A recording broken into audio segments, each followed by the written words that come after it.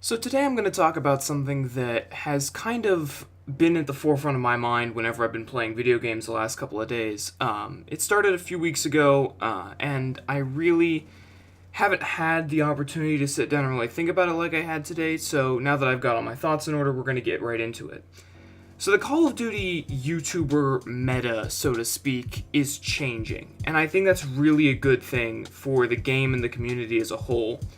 Especially since Infinite Warfare, there has been a lot more, cautious optimism instead of just outright hype. Like, in the days leading up to, say, Black Ops 3 and Infinite Warfare, and Advanced Warfare to a certain extent too, but, I mean, that was kind of new and innovative, so we didn't really, know any better with the advanced movement. But with Black Ops 3 and Infinite Warfare, you really had this sort of, hype beast train that would roll along within the community in order to promote games that the community wasn't very happy about. After Advanced Warfare, people were kind of sick of the vertical movement and everything, and people, at least the ones that I was seeing in the community, wanted to go back to boots on the ground almost immediately after Advanced Warfare. But because of the 3-year development cycle, you had 2 more advanced movement games that we had to get through, those being obviously Black Ops 3 and Infinite Warfare, with Black Ops 3 being most definitely the more well-received of the two. Partially, I think, because it's a Treyarch game, it's a Black Ops game, and because we hadn't reached full oversaturation at that point. And you started seeing inklings of this change within the community towards the end of Black Ops 3, and it really hit its stride towards the end of Infinite Warfare, where these YouTubers, and I'm going to be using Pamaj as a case study because he's my favorite and I follow him, or I've been following him for the last 4 or 5 years.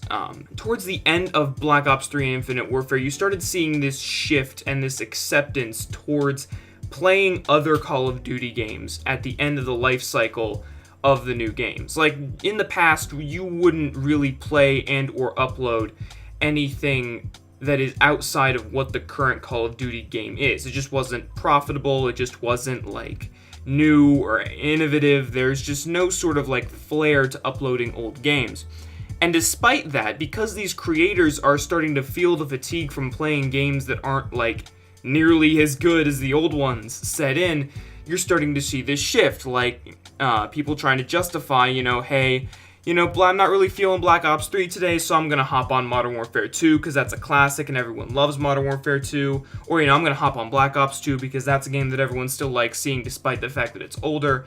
And another little microcosm of this shift is whenever the Black Ops 2 servers were expanded to be cross-compatible between Xbox 360 and Xbox One, and then PS3 and PS4 respectively. You had 100,000 people on Black Ops 2 for 3 days, despite the fact that it was a 5-year-old game at that point. That just doesn't really happen anymore, especially in Call of Duty. I got on Black Ops 2 today, in fact, to record gameplay for this video, and there were 8,000 people online. So the wave has not continued for Black Ops 2. It's back to where you'd expect it to be with a game this old. But nonetheless, it was really cool to see. So you start getting this shift, like I said, around Infinite Warfare, Black Ops 3. Really picks up steam here in Infinite Warfare, where you had this massive community backlash towards the game, and Infinity Ward just goes balls to the wall with all the garbage they can put in the game as possible. Promises broken, supply drops, paid content, COD points. You name an issue that the community had with Call of Duty up to this point, and Infinite Warfare had that issue.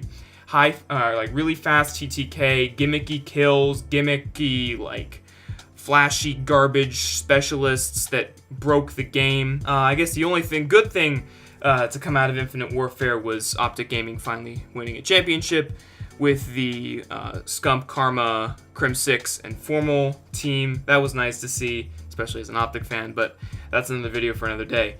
But then you shift to World War II, and this is where it really starts getting interesting. With World War II, there's not this, massive hype-mongering scheme. The fact that we're going back to boots on the ground, the fact that we're going back to quote-unquote Call of Duty's roots, seemed to be enough that people didn't have to, mercilessly hype up the game. The community was actually relatively optimistic going into World War II. I personally did not share that view. I did not pre-order World War II. In fact, I didn't pick it up until probably late November, early December, just because I was kind of burnt out on Call of Duty as a whole. I was playing a lot more Rainbow Six Siege at that time, and it just didn't really feel like something that I wanted to go back to. But eventually I came around, and World War II's been a really nice game to just pop on every once in a while while I listen to podcasts or vlogs. So that's been really nice. But the shift really happens here at the end of World War II, as we're shifting into the Black Ops 4 announcement, and as we're getting ready to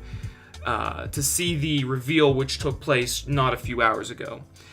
Where, and I said I'm going to use Pamaj as a case study here. Pamaj puts out a video openly criticizing World War II.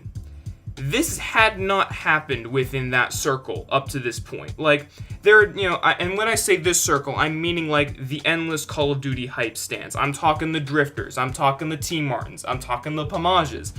These guys who for the last few years have been invited to every Call of Duty event, will mercilessly hype up the game non-stop and just destroy you with as much information as possible, so that, trying to get you to like this game. Because if you like this game, Activision likes them and takes them out to do cool things and pays them for cool things.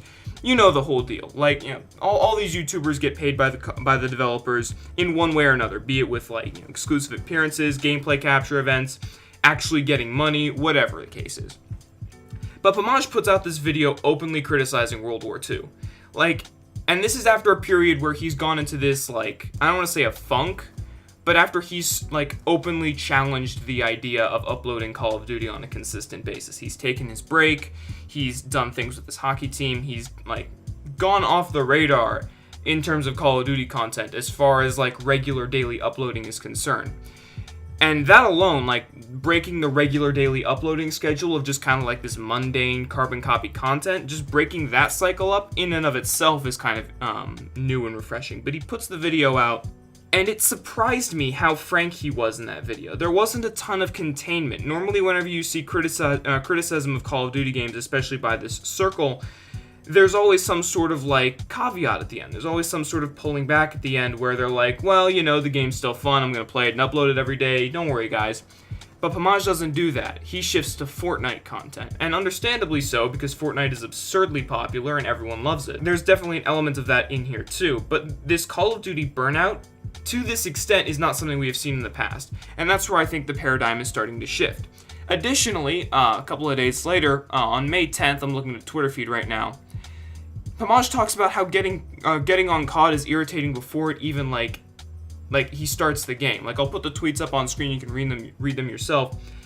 He's just so sick of this, and it surprises me that he's being so frank and open with it, especially considering he's going to interface with the people who made these games on a consistent basis, And it really, I think, opens the door for more criticism of the game to take place within these circles. Because with the popular Call of Duty YouTube community, there doesn't seem to be a lot of legitimate criticism. The criticism only comes whenever there is a large community issue that they know that they will get views for covering, like the supply drop thing.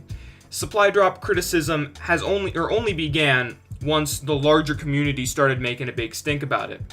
And despite that larger stink, they still continue to put out content about supply drops. You still had supply drop opening videos. You still had these videos where these YouTubers spend ludicrous amounts of money on COD points in order to get the newest stuff and then showcase it in a video to hype it up for the game. So, that we haven't totally shied away from that sort of content yet.